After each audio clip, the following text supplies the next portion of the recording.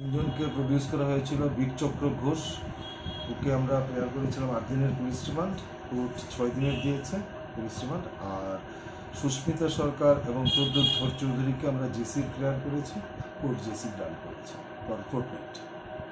আবার কবে উঠবে কোর্টে? নেক্সট ডেট বিকচক্রকে 6 দিন পরে, আর ওদের 15 ডেজে পরে।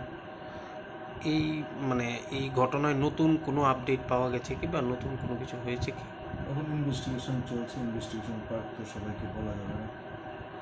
যা আছে, যদি অ্যারেস্ট হয় তখন দেখতে পাবে। যারাই আটক আছে তারা কি পুলিশের সাথে সহযোগিতা বা আপনাদের সাথে সহযোগিতা করছে?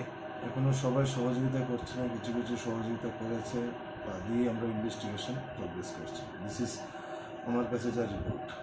আচ্ছা, আপনি বলেছিলেন স্যার ওই যে ডিবিআর, যেটা সিসি ক্যামেরা ডিবিআর, এটা সম্পর্কে কোনো আপডেট হয়েছে কি? এটা নিয়ে আজকে সম্রাট কর ভৌমিক, রমেশ সিনিয়র অ্যাডভোকেট, উনি একটা অ্যাপ্লিকেশন করেছিলেন 91-এ।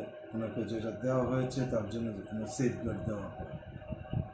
এখনও অর্ডারের কপিটা আমি পাইনি, বা কী অর্ডার হয়েছে এ ব্যাপারে ডিটেলসটা আমার কাছে কোনো আসেনি। জাস্ট এতটুকুই মেসেজ এসেছে রিমান্ডেডটা, ওদের এটা ডিটেলস আসেনি, তাই আমি এখন কিছু বলতে পারছি না। নিয়ে হিয়ারিং হয়েছে,